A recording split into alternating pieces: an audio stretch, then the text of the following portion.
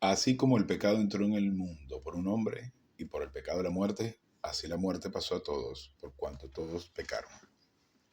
Porque la palabra de Dios es viva y eficaz, y más cortante que una espada de dos filos, que penetra hasta partir el alma y el espíritu, las coyunturas y los tuétanos, y discierne los pensamientos y las intenciones del corazón. Porque toda la escritura es respirada por Dios y útil para enseñar, para instruir en rectitud al hombre y a la mujer de Dios, y equiparlo para toda buena obra. Procura con diligencia presentarte a Dios aprobado, como obrero que no tiene de qué avergonzarse y que maneja con precisión la palabra de verdad. Precisión es en la llenura del Espíritu Santo y la precisión de la palabra de Dios de verdad, sin añadiduras humanas. Y a veces es tan difícil, con tantas distracciones, poder concentrarnos en el estudio de la palabra de Dios. Sin embargo, de eso se trata. Entonces, como ya conocen, debemos ponernos blancos como la nieve, citando nuestros pecados, haciendo mención de aquellos pecados que hemos cometido y hasta los que nos conocemos en nuestra intimidad, en el alma, para poder estar blancos como la nieve y poder comenzar la clase de hoy. Así que unos breves instantes y comenzamos. Gracias, Padre, por esta oportunidad y este increíble privilegio que nos das de poder estudiar tu plan. Te pedimos que vengas a hacer claro todo esto para la honra y la gloria de su majestad Jesucristo. Bien, continuando con nuestro tema yo creo que hoy lo terminamos, de la salvación en el Antiguo Testamento. Y para entender lo que significa o fue la salvación en el Antiguo Testamento y cómo eran salvos en el Antiguo Testamento, tenemos que volvernos a los rituales del Antiguo Testamento. Hoy en día no necesitamos rituales. Hoy en día los rituales están para rememorar, para recordar cómo era que se enseñaban en aquel entonces. Pero nosotros no tenemos necesidad de cumplir o hacer algún tipo de ritual. De hecho, recuerdo en una oportunidad cuando hablando con un hermano de la iglesia, me dice, ¿y ustedes guardan el sábado? O sea, que si yo guardaba el sábado. Yo digo, no, ¿para qué? No, porque nosotros guardamos el sábado en la congregación de ellos, ¿no? Así, ¿cómo es eso? Bueno, no hacemos nada el sábado, no trabajamos, no hacemos nada. Vale, entiendo. Y eso es un absurdo, porque es desconocimiento de la palabra de Dios. No quise ser tampoco ofensivo con él, ni burlarme de sus prácticas, pero le dije, bueno, ¿y entonces ustedes sacrifican corderos? Dice, por supuesto que no. Eso sería incorrecto, sería ilegal. Entonces, si no sacrifican corderos, ¿para qué guardan el sábado? Porque esas son prácticas del Antiguo Testamento y era para que se le enseñase al pueblo de Israel cómo había que hacer en el alma. Eran representaciones porque no existían libros o porque no estaban escrita la Biblia, porque la mayor parte de la gente no leía, no sabía leer, y entonces era una forma gráfica de representar lo que iba a suceder en la cruz. Pero ya el sacrificio de la cruz fue ejecutado, ya el pago ilimitado fue ejecutado en la cruz. Entonces ya todo lo demás son prácticas que no vienen al caso para la edad de la iglesia. Eso era para el pueblo de Israel, esa era para la dispensación de Israel.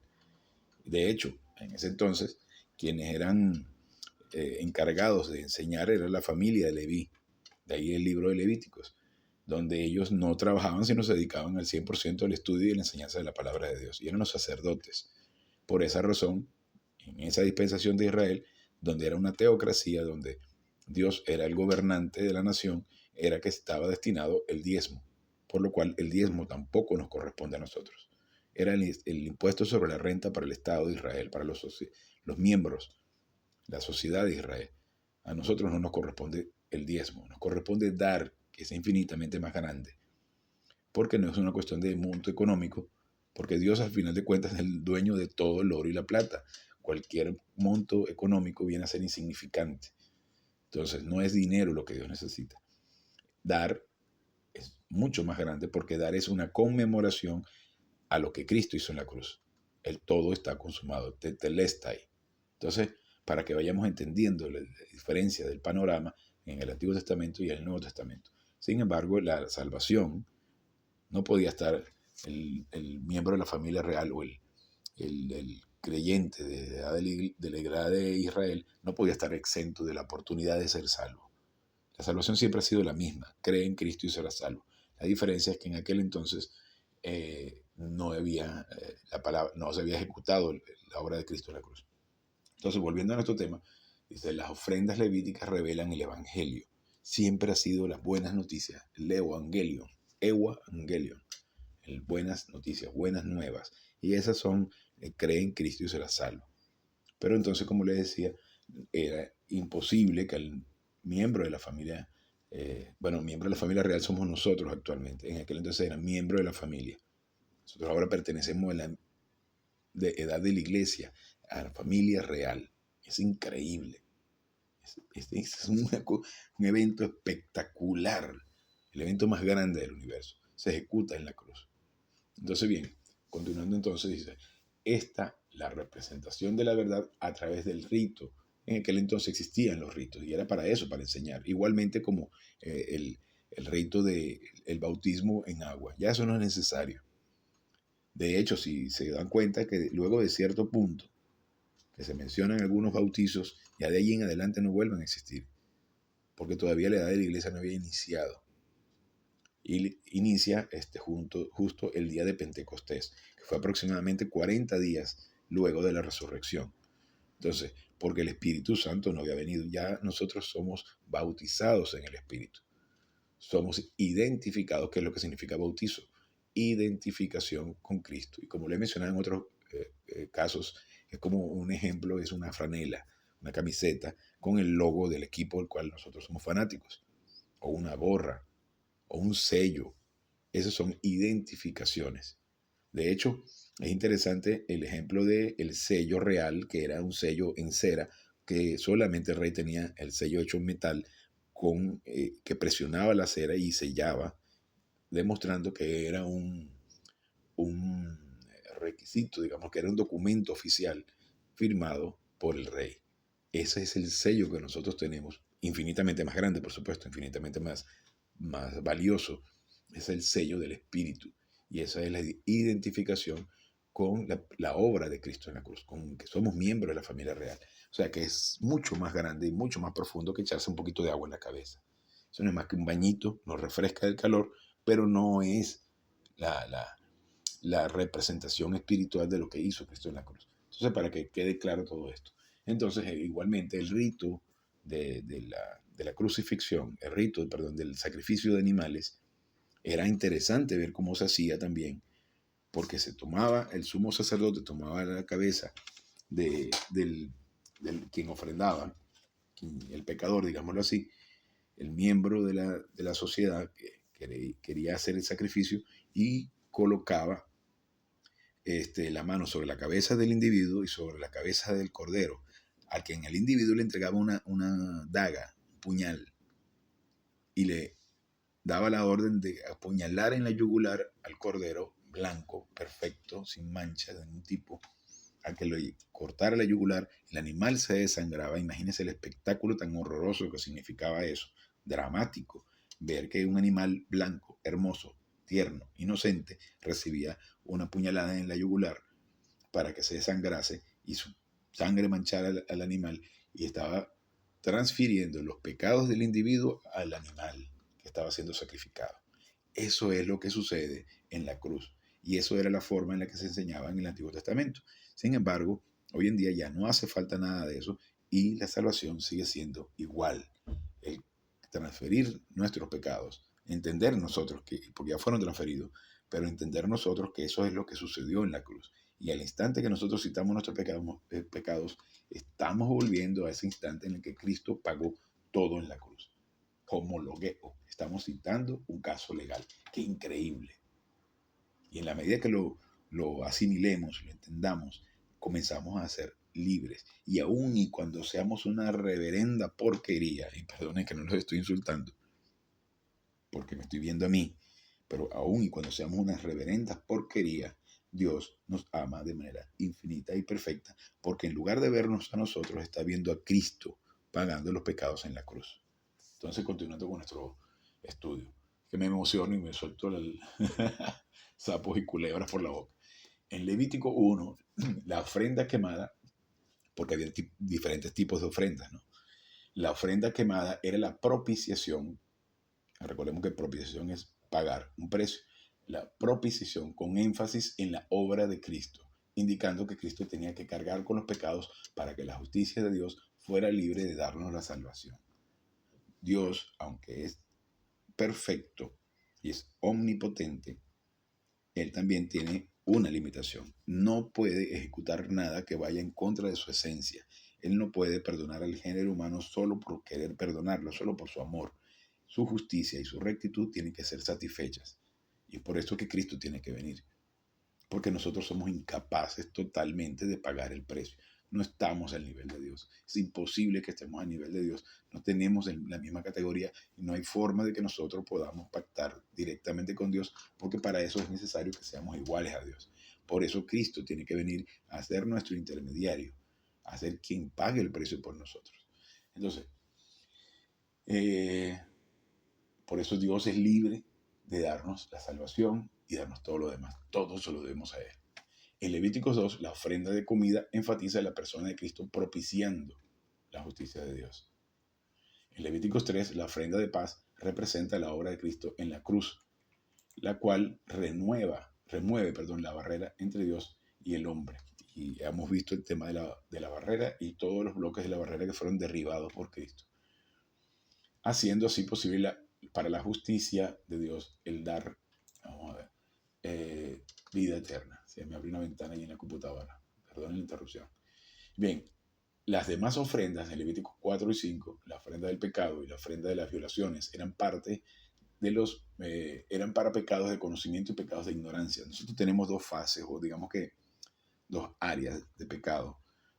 Los pecados conocidos y los pecados no conocidos. A veces cometemos burradas y no nos damos ni cuenta, pero Dios también extiende el perdón de esos pecados, incluso los pecados que nosotros no conocemos, para que veamos lo impresionante. Bueno, vuelvo a leer esto. Las demás ofrendas en Levítico 4 y 5, o de 4 al 5, la ofrenda del pecado y la ofrenda de las violaciones era para pecados de conocimiento y pecados de ignorancia. Si tú tienes arrepentimiento por tu pecado y tratas de ofrecer a Dios por este como penitencia, entonces la justicia de Dios no es libre para perdonarte. Nosotros no tenemos que hacer penitencia, ya todo eso fue eliminado. Tú no confiesas pecados, tuve que ampliar la letra porque ya la vista no me funciona igual, ese es el problema de llegar a cierta edad. Entonces, parte de lo que es nuestro cuerpo en una constante muerte, en una constante, digamos, descomposición y daño, pero producto de todo esto de la caída. Vale, continuando. Que tú no confiesas pecados desconocidos cuando tú te das cuenta después que lo que tú hiciste que era un pecado. Pero no nos damos cuenta. Esa es una blasfemia porque la justicia de Dios es justa y perdona pecados desconocidos cuando tú reconoces tus pecados conocidos. Y bien, en el tabernáculo se revela el Evangelio. Romanos 3, 24 al 26 nos dice, en el 3:24, dice, siendo justificados gratuitamente por medio de su gracia, mediante la redención que es en Cristo Jesús. En el 3:25, Romanos 3:25, dice, a quien Dios exhibió públicamente como sacrificio propiciatorio por medio de la fe en su sangre, es decir, su muerte espiritual en la cruz. Esto fue para manifestar su rectitud, porque en su paciencia Él pasó por alto los pecados cometidos previamente. Se atrasó el juicio hasta la cruz. Dios tenía reservado todo eso para vaciárselo a Cristo. Dice, entonces Cristo es el asiento de la misericordia. El pecado está dentro del asiento de misericordia o propiciatorio. El centro de la misericordia es el amor de Dios que no falla, que es como este canal. Por eso le puse este nombre a este canal. Y de repente un poquito ambicioso usar un nombre tan grande. Pero la idea es enviar el mensaje hasta en la más mínima palabra que se exponga en este canal. Y bien, Cristo es el asiento de misericordia ilustrado en el lugar santísimo. El pecado está dentro del asiento de la misericordia. La rectitud y la justicia de Dios ven la sangre en el asiento de misericordia que representa la obra de Cristo en la cruz. Y Dios está satisfecho. Lo que la rectitud de Dios demanda, la justicia de Dios ejecuta. Y ya le hemos hablado, ya les he mencionado en otras clases, lo que era el propiciatorio, donde era cómo era el arca del pacto, cómo era el lugar santísimo donde se presentaba el sumo sacerdote, luego de haber hecho sacrificios por los pecados del pueblo, por los pecados propios, luego llevar la sangre del cordero vaciándola sobre los dos querubines que representaban rectitud y justicia, y que en lugar de ver los pecados que estaban dentro del arca, que estaba hecha de madera de acacia con tapadera de oro, que la tapadera de oro representa la deidad de Cristo y la madera de acacia representa la humanidad de Jesucristo. Y dentro del arca del pacto se encontraban 3 niveles de pecado del género humano, del pueblo de Israel. La vara de Aarón que reverdeció, una tazón con maná, que fue el alimento y la provisión divina que el pueblo de Israel rechazó, y los 10 mandamientos, las tablas con los 10 mandamientos que representaban justamente la ley que fue rechazada por el pueblo de Israel. Entonces, en lugar de ver los pecados, veía la tapadera de oro, y tanto rectitud como justicia estaban viendo la sangre del cordero derramada, y era la satisfacción de la justicia de Dios. Es increíble la forma en la que nos lo representa desde el Antiguo Testamento.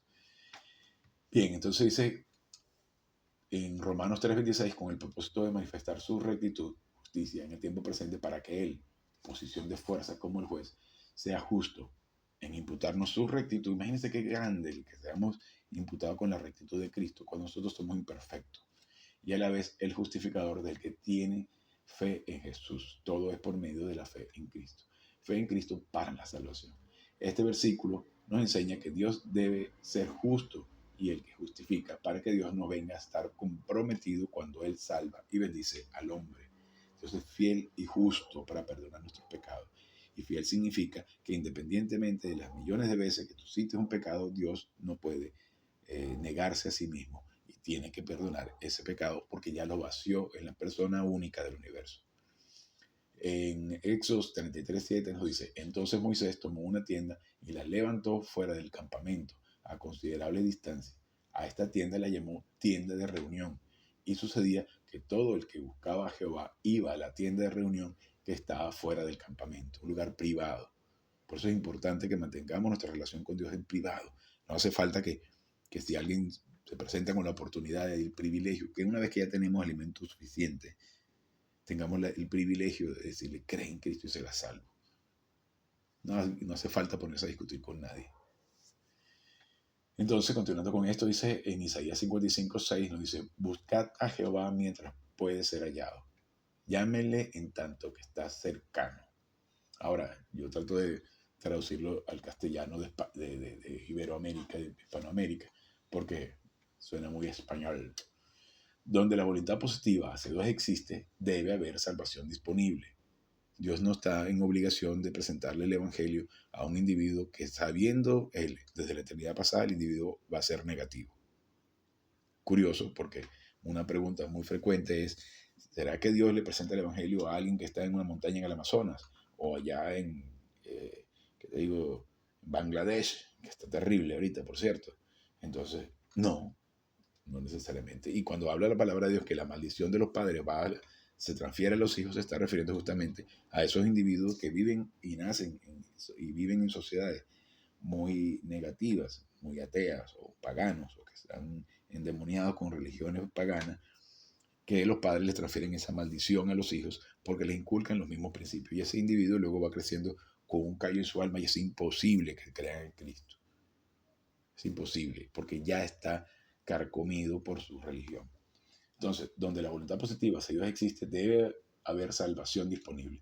Dios es imparcial y justo, por lo tanto, Él provee la información necesaria para venir a ser salvo en cualquier lugar donde la voluntad positiva exista. Job dio testimonio al principio de la salvación en el Antiguo Testamento. En Job 19:23 dice: oh, que mis palabras fuesen escritas. Como una exclamación: oh, que mis palabras fuesen escritas. Oh, que fuesen grabadas en un libro. Aún no había sido escrito la Biblia así como la conocemos hoy en día. Y en Job 19:24 nos dice que con cincel de hierro y de plomo fuesen cinceladas en la roca para siempre. En 19:25 dice: pero yo sé que mi Redentor vive. Aún no había sido ejecutado el sacrificio de Cristo en la cruz, y ya Job estaba diciendo: yo sé que mi Redentor vive. Redentor es quien paga el precio por los esclavos, quien paga la propiciación, quien hace satisfecha la justicia de Dios. Y esto es hermoso. Yo sé que mi Redentor vive y que al final se levantará sobre la tierra. Eso es tener confianza. Job 19:26 nos dice, y después que hayan deshecho esta, mi piel, mi carne, he de ver a Dios. Él sabe que al momento de dejar el cuerpo estará cara a cara con Dios. En el 19:27 dice, a quien yo mismo he de ver, lo verán mis ojos y no los de otro. Mi corazón se consume dentro de mí. Ok, continuando con nuestro tema, dice, gentiles respondieron al Evangelio en el tiempo del Antiguo Testamento. Y cuando se refiere a gentiles, se está refiriendo a todos aquellos individuos que no eran del pueblo de Israel, que no eran judíos.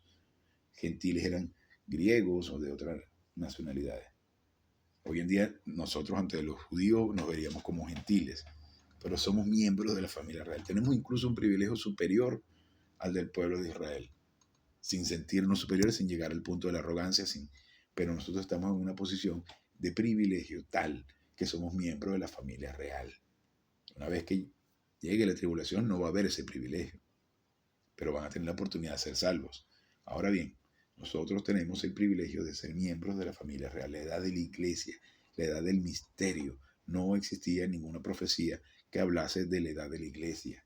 Por eso hoy en día también es satánico pensar que alguien puede ver el futuro y declarar profecías y pensar que puede hablar en nombre de Dios. Eso es satánico. Satanás inventa todo tipo de maniobras para tratar de confundir al miembro de la familia real, como igualmente no existen los milagros. Muy pocos milagros existen hoy en día. Y siempre el milagro es con énfasis en la enseñanza de la palabra de Dios, en su palabra. Los milagros existen muy poco, pero no hay nadie que haga milagros. Es Dios quien se encarga de eso. Y el propósito es hacer énfasis en la palabra de Dios. Si tu milagro es para que no te corten la pierna y poder caminar mejor, no tiene nada que ver con Dios. Eso no es un milagro. Satanás también hace milagros. Cuando coloca demonios en una persona no creyente y luego le ordena que salga de ese cuerpo y la persona se cure de la epilepsia o de lo que sea que tenga. Las convulsiones o la enfermedad o la cosa que tenga. Pero eso no tiene nada que ver con Dios. Porque entonces en esas congregaciones donde se habla de ese tipo de milagros resulta que la gente cree más en el pastor que en la palabra de Dios. O sea, para que no nos alarmemos con las estrategias satánicas y que no nos engañemos. Porque el propósito por el cual vino Cristo no fue para hacer milagros. De haber sido así, de haber sido por eso, Cristo no cumplió con su trabajo completamente porque no hizo todos los milagros. Siguen naciendo niños mancos, niños enfermos, sigue habiendo un montón de desgracias, gente con incapacidades de todo tipo. O sea, para que nos quitemos toda esa basura. Y bien, continuando, dice, los asirios respondieron al evangelio. Y recordemos que los asirios, y es interesante porque lo estoy leyendo también en el libro de historia del cristianismo, los asirios acosaban, asediaban a Israel. Sin embargo, hubo un grupo que creyeron. Y de hecho, donde fue enviado, ¿cómo se llama? Ahorita me acuerdo. Cuando fue enviado, el que se le tragó el pez, ¿cómo se llama? A Nínive. Jonás fue enviado a Nínive precisamente y él no quiso ir y se desvió. Y luego Dios lo regresó a Nínive y lo escupió un pez gigante, no una ballena, por cierto. Y lo escupió donde Dios le había ordenado que fuese. Porque él no quería, porque sabía que los asirios eran enemigos de Israel y sabían que lo podían ejecutar. Sin embargo, Dios le ordenó y lo devolvió a ese sitio. En Mateo 12:41 dice, los hombres de Nínive se levantarán en el juicio contra esta generación y la condenarán, porque ellos se arrepintieron ante la proclamación de Jonás. Y he aquí, uno mayor que Jonás está en este lugar. Se está refiriendo a Cristo. Lucas 11:32 dice, los hombres de Nínive se levantarán en el juicio contra esta generación y la condenarán, porque ellos se arrepintieron ante la predicación de Jonás. Y he aquí, uno mayor que Jonás está en este lugar. La respuesta positiva de Jonás. En Jonás 3:1 dice, la palabra de Jehová vino por segunda vez a Jonás diciendo, en el 3:2 dice, levántate y ve a Nínive, la gran ciudad, y proclámale el mensaje que yo te daré.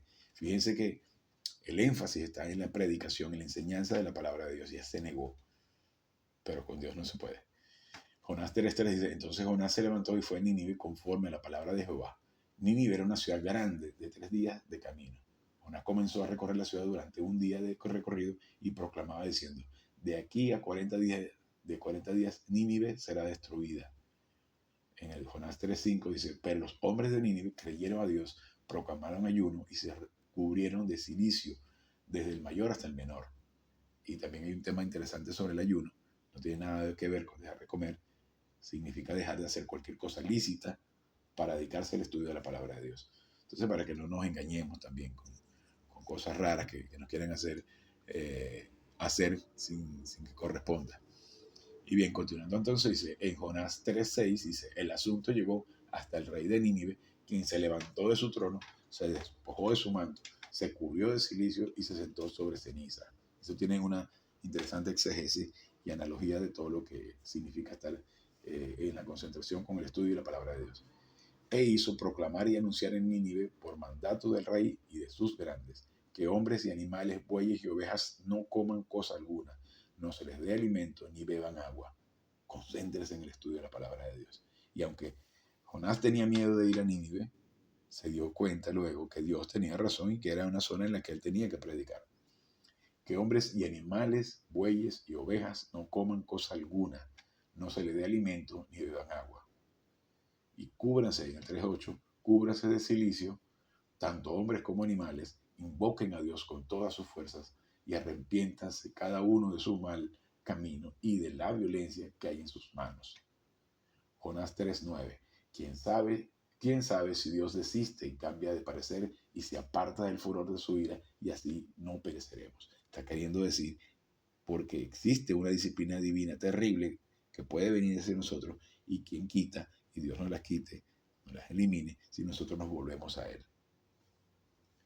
En Jonás 3:10 dice, Dios vio lo que hicieron y se volvieron de su mal, es decir, arrepiéntanse, pero no el arrepiéntanse emocional de no del metamelomai, no es ese arrepentimiento sobre las consecuencias que puede acarrearte, sino deja de ver a Cristo como como un simple hombre o como un maestro, sino como Cristo, como Dios hecho hombre para pagar los pecados en la cruz. Dios dice en el 3:10, voy a repetirlo, Dios vio lo que hicieron, que se volvieron de su mal camino y desistió del mal que había determinado hacerles y no lo hizo.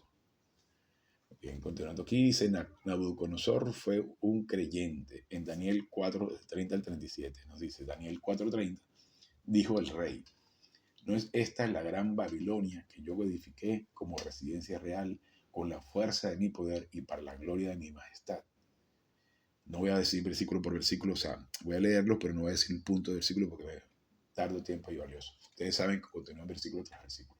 De hecho, en la Biblia no existía versículos ni capítulos. Eso fue una forma que luego se utilizó para separar, para que sea más fácil ubicar en la Biblia, pero en realidad eso no existía antes, eran cartas completas, corridas.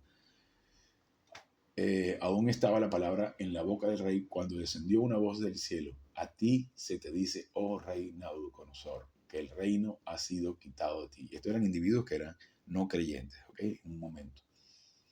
Te echarán de entre los hombres y junto con los animales del campo será tu morada. Te darán de comer hierba como a los bueyes.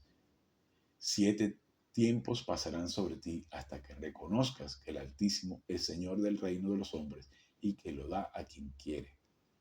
En la misma hora se cumplió la palabra acerca de Nabucodonosor y fue echado de entre los hombres. Comía hierba como los bueyes y su cuerpo era mojado con el rocío del cielo hasta que su pelo creció como plumas de águilas y sus uñas como las de las aves. Pero al cabo de los días, yo, Nabucodonosor, alcé mis ojos al cielo y me fue de vuelta la razón. Creyó en Cristo. Entonces bendije al Altísimo, alabé y glorifiqué al que vive para siempre, porque su señorío es eterno y su reino de generación en generación. Todos los habitantes de la tierra son considerados como nada. Él hace según su voluntad con el ejército del cielo y con los habitantes de la tierra. No hay quien detenga su mano ni quien le diga, ¿qué haces? ¡Qué increíble! Esto es interesantísimo, es hermoso. Y en la medida que nos adentramos al estudio, a la formación, a la palabra de Dios, a este increíble fenómeno que es todo lo que Dios nos ha provisto y todo lo que tiene para nosotros, toda esta información espectacular que cada vez que uno se mete, y más si tiene herramientas, la palabra de Dios, la versión de la Biblia, diferentes versiones de Biblia, diccionarios, esto es asombroso, porque nos podemos extender y extender y extender muchísimo más.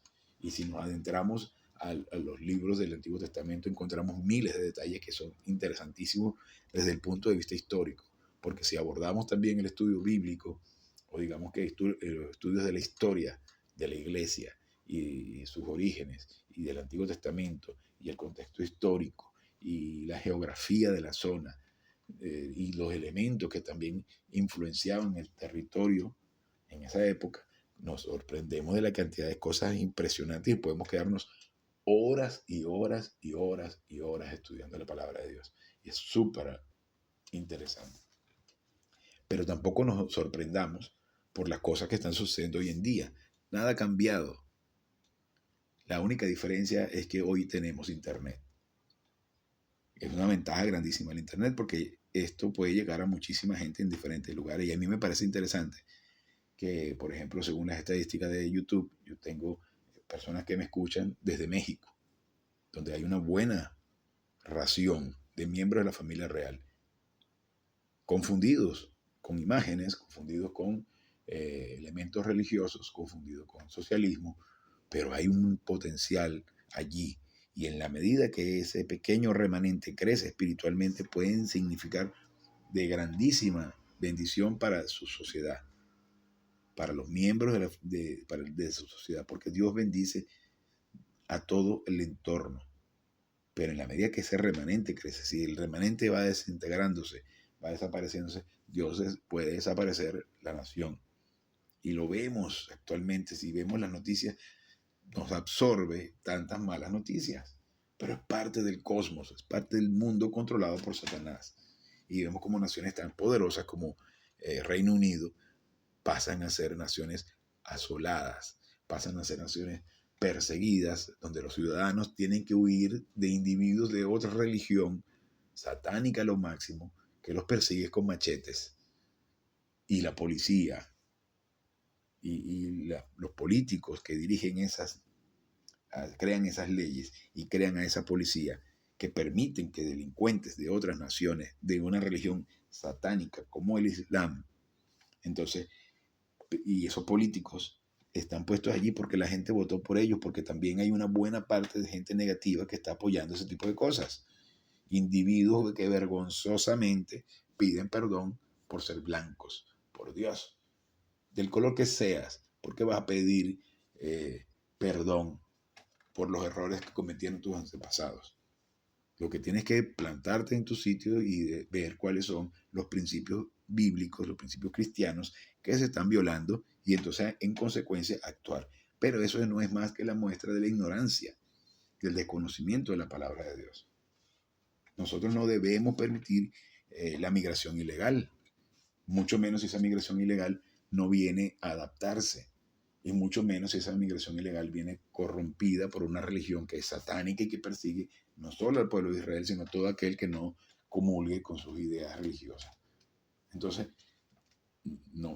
aunque parezca, no me estoy saliendo del todo del tema, porque de hecho de eso se trata, que nosotros tenemos que tener nuestros pies firmes en nuestra posición, sin ser testarudos, sin ser tercos, pero simplemente basándonos en la palabra de Dios y tener convicción y sin tener miedo de llamar las cosas por su nombre, sin tener miedo de estar en una posición firme, porque de eso se trata, que seamos fuertes, fuertes pero con los principios de Dios, con la palabra de Dios, formando ese muro de contención contra la basura del mundo y que tengamos un edificio construido con los ladrillos sólidos que son la palabra de Dios.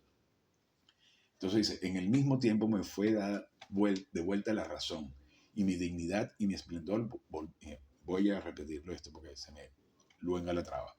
En el mismo tiempo, dice en el 4:36 de Deuteronomio, me fue de vuelta la razón y mi dignidad y mi esplendor volvieron a mí para gloria de mi reino. Mis altos oficiales y mis nobles me buscaron. yo fui restituido a mi reino y me fue añadida aún mayor riqueza. Comenzó a crecer espiritualmente y trajo bendición a su nación. Ahora yo, Nabucodonosor, alabo, exalto y honor al Rey de los cielos, porque todas sus obras son verdad y sus caminos son justicia. Además, él puede humillar a los que andan con soberbia. Esto es impresionante.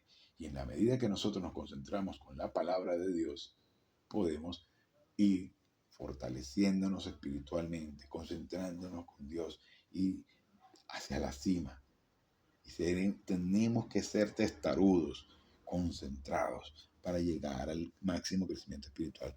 Nosotros nos llevamos el premio, nosotros nos llevamos los regalos, nos llevamos los beneficios, que eso es lo que significa bendiciones.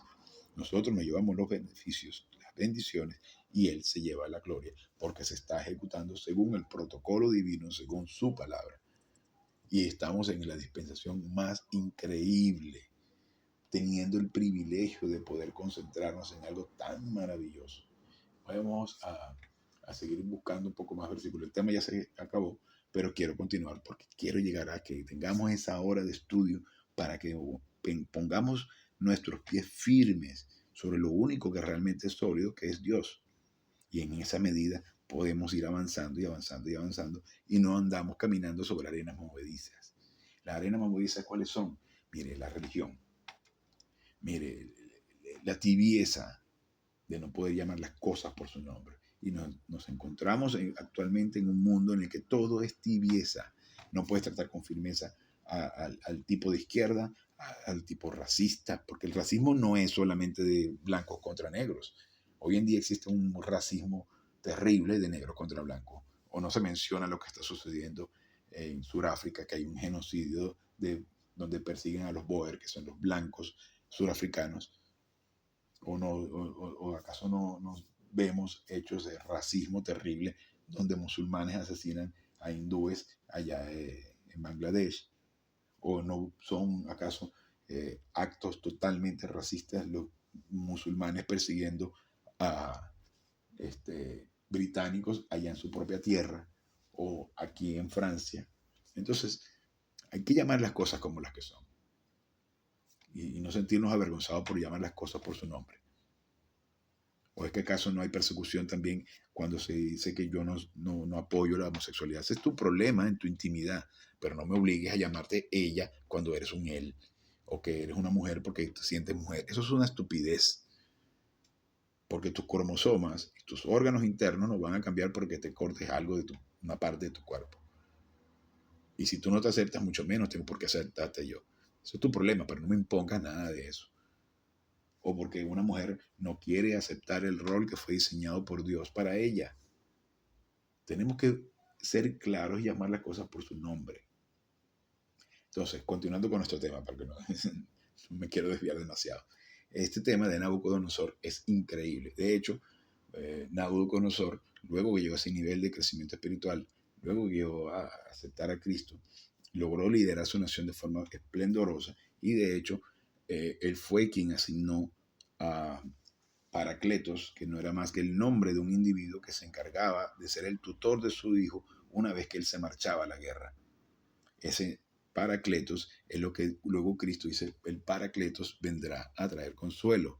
Y no consuelo de una palmadita en el hombro, es el consuelo de ten información espiritual para llegar al máximo crecimiento, para concentrarte en Cristo, que todo fue ejecutado, todo fue provisto por Él, y llegar al máximo nivel de paz y tranquilidad y felicidad en medio de las circunstancias.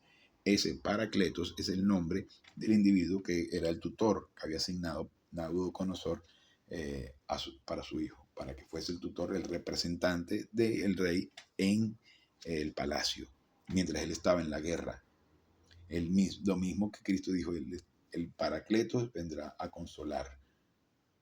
Y ese es el Espíritu Santo, Paracletos, para que vean la similitud, para que vean el paralelismo que se establece desde el Antiguo Testamento y que luego Cristo utiliza como ejemplo de el Espíritu Santo, como representación del Espíritu Santo. Por cierto, no existe tal cosa como que un individuo común y corriente con naturaleza de pecado, imperfecto al máximo, sea el representante de Cristo en la tierra. No existe tal cosa como un papa que es el vicario de Cristo, como dicen, que vicario significa sustituto, que ese individuo venga a ser la representación de Cristo en la tierra, porque eso es totalmente satánico, porque el único representante de Cristo en la tierra es el Espíritu Santo. Y de hecho ha quedado en total evidencia en estos últimos días, cuando el individuo demuestra ampliamente que es de izquierda y apoya a la izquierda y el genocidio en Venezuela. Y así como lo ha apoyado a todos los dirigentes de izquierda a lo largo de sus años representando la religión romana. Entonces, para que veamos las cosas sin empañamiento, con el vidrio, el parabrisas bien despejado, bien limpiecito, y dejemos de engañarnos a nosotros tratando de ser tolerantes con cierto tipo de cosas, sin que eso signifique odiar, ¿verdad? Pero sí es importante verlas con claridad. Y decir, ¿para qué esto? Para que podamos verlo y decir, mira, aquí está una obra de Satanás. Mira, esto es satánico. Y en esa medida vamos creando músculo y sabemos detectar cuando nosotros incluso caemos en el error de practicar ese tipo de cosas. De hecho, una de ellas muy común y que yo escuchaba muy frecuentemente es, ayúdate que yo te ayudaré. Dios nunca dice, de hecho, cuando escuchas a alguien decir, ayúdate que yo te ayudaré, tú le preguntas, ¿dónde está eso en la palabra de Dios? Y no te saben decir, porque la gente repite como loros sin saber exactamente qué significa o dónde se encuentra, porque es un refrán popular. O otro peor, bueno, no sé cuál será peor, pero algo así como la voz del pueblo es la voz de Dios. Falso. Es imposible que la mayoría, el bululú, como decimos en Venezuela, eh, la pelota, como dicen en Costa Rica, esa mayoría sea la voz de Dios, porque la mayoría se equivoca, sobre todo cuando va a votar. Entonces, la mayoría no puede representar la voz de Dios porque la mayoría no piensa. Cuando veas una masa de gente correr hacia un lado, detente y corres al lado opuesto. Primero detente para observar por dónde puedes correr, porque la mayoría de las veces están equivocados. Entonces, ejemplo de eso lo vemos en un partido de fútbol, que todos se comportan como una masa que no piensa y son capaces de caerle a golpes a un individuo sin tener ningún tipo de acto o de rencilla personal contra nadie solamente porque tienen la camisa de otro equipo. Para que veamos que hay que pensar, no actuar, no sentir, sino pensar. La emoción es necesaria para responder y para responder principalmente a la palabra de Dios. Por supuesto también para responder los sentimientos y las emociones a nuestra pareja, a nuestros hijos, pero no para actuar de forma violenta contra nadie. Ojo que no estoy hablando de hablar violentamente contra las otras personas, sino ni contra nadie, pero sí tenemos que primero pensar y las emociones están dadas para que nosotros podamos responder primero a Dios como consecuencia del crecimiento espiritual. Nuestro crecimiento espiritual tiene que dominar sobre nuestras emociones. Nuestro pensamiento tiene que dominar sobre nuestras emociones.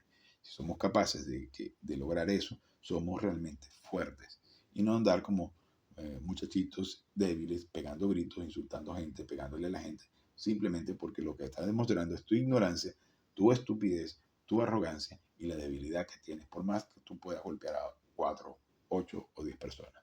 Entonces, es importante para que pongamos las prioridades en el lugar correcto. Primero el crecimiento espiritual y luego todo lo demás. Por lo cual nosotros debemos estar concentrados en crecer espiritualmente para que de esa forma podamos tomar decisiones basadas en una posición de fuerza.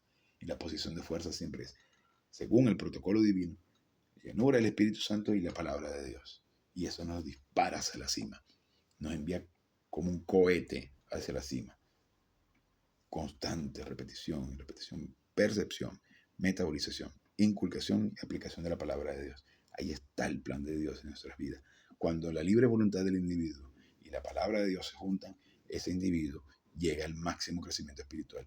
Y no importa cuánto estén acechando en nuestra casa los militares, los paramilitares, los delincuentes, a la puerta de nuestra casa, si ese es el instante en el que Dios quiere que nos vayamos al tercer cielo, gracias Padre, porque tú tienes previsto todo esto desde la eternidad pasada. ¿Que va a doler? Claro, pero es una máxima oportunidad para concentrarse en la palabra de Dios, para crecer espiritualmente, para poner en práctica todo lo que hemos aprendido de la palabra de Dios. Y eso es increíble. Y nos vamos concentrando, dirigiéndonos hacia la meta. percepción, inculcación, metabolización, aplicación. Y esos 7 compartimentos de nuestra alma, que los he mencionado muchas otras veces, se va llenando de la palabra de Dios, va expulsando la basura de nuestra alma. Pero tenemos que ser positivos al estudio de la palabra de Dios en la llenura del Espíritu Santo. Y si nosotros tenemos como prioridad número 1 en nuestras vidas estudiar la palabra de Dios diariamente, entonces nos vamos encaminando hacia el crecimiento espiritual. Y cuando dejemos el cuerpo, estaremos cara a cara con nuestro Señor, recibiremos la recompensa y pasaremos un último instante de vergüenza cuando pasemos por el Beuma, que es el estrado de evaluación, donde se nos dirá qué hiciste con la vida espiritual que te entregué. ¿Te preocupaste? ¿Estuviste entretenido con otras cosas?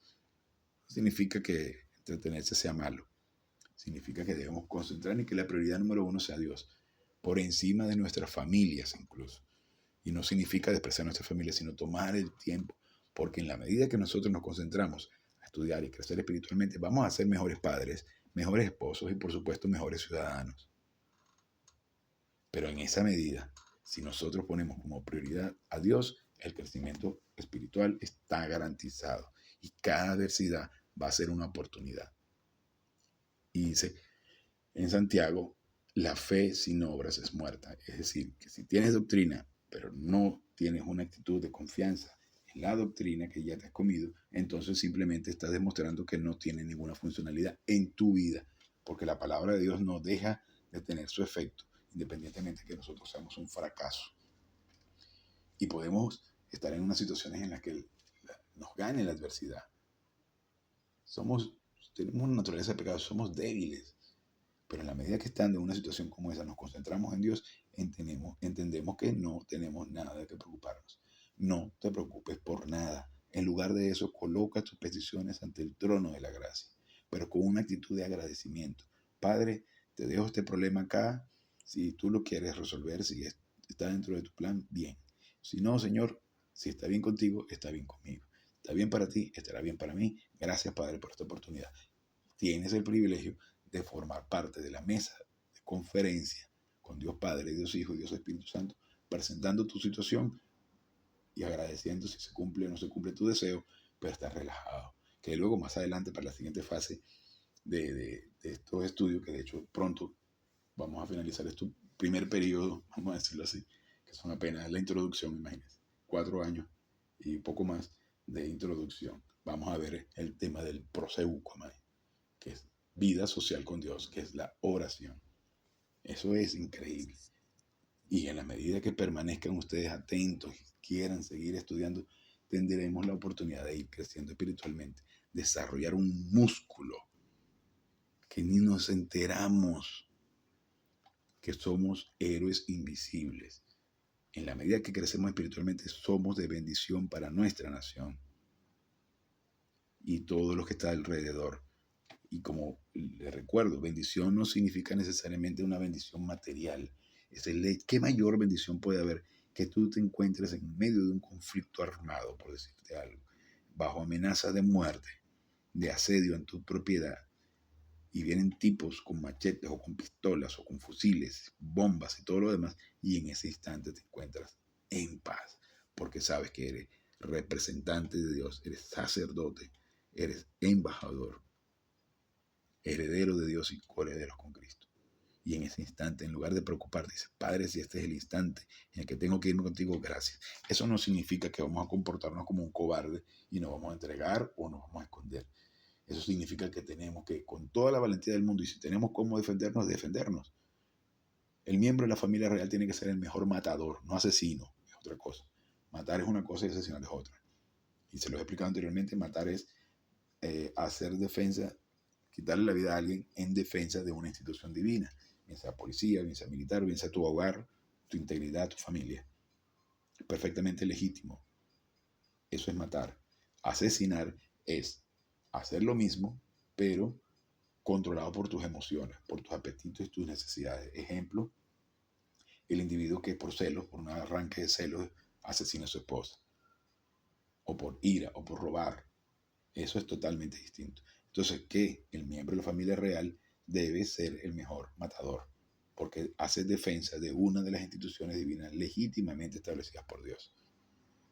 Entonces, una nación debe tener un cuerpo militar sólido, potente, que si existe una agresión a la nación o a algún miembro de la sociedad, el policía debe ser contundente, y donde también la justicia de ese país, los tribunales, defienden a ese oficial y a ese militar que hace defensa de la frontera, con unas fronteras bien definidas, bien establecidas, donde no ingresa ningún individuo que quiera ingresar de forma ilegal.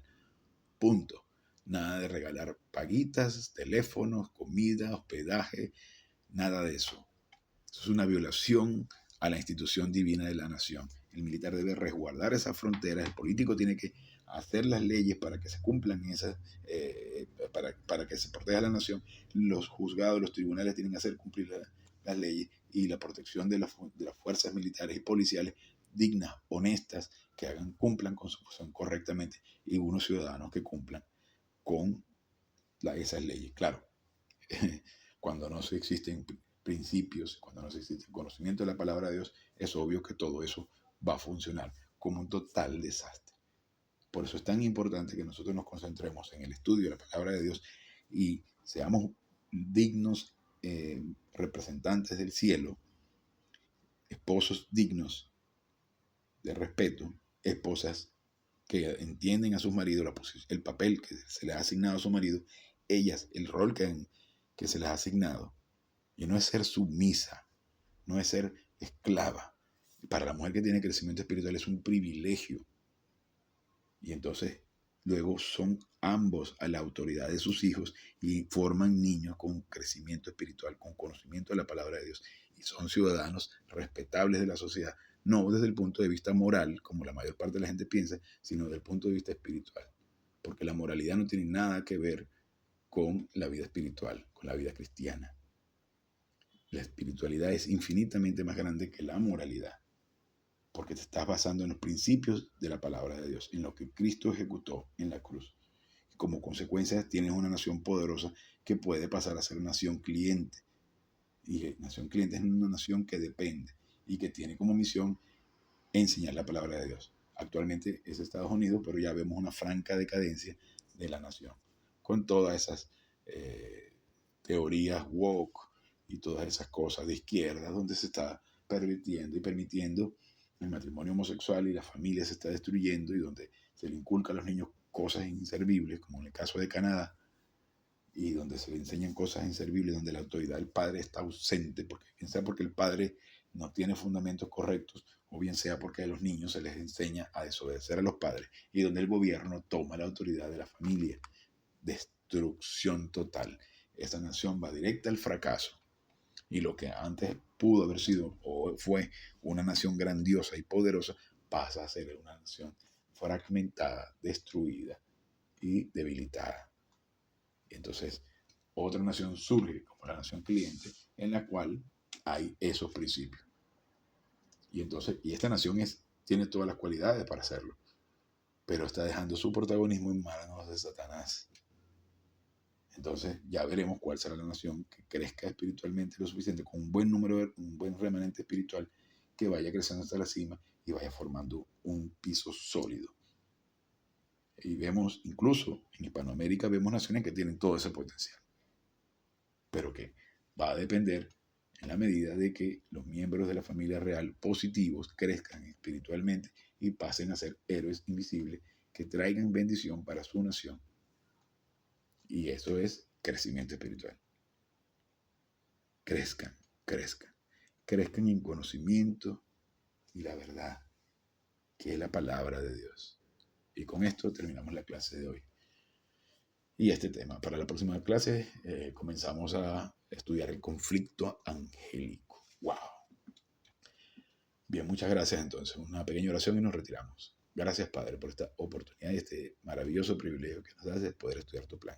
Te pedimos que vengas a hacer claro todo este mensaje a fin de que podamos metabolizarlo para la honra y la gloria de su majestad Jesucristo. Amén.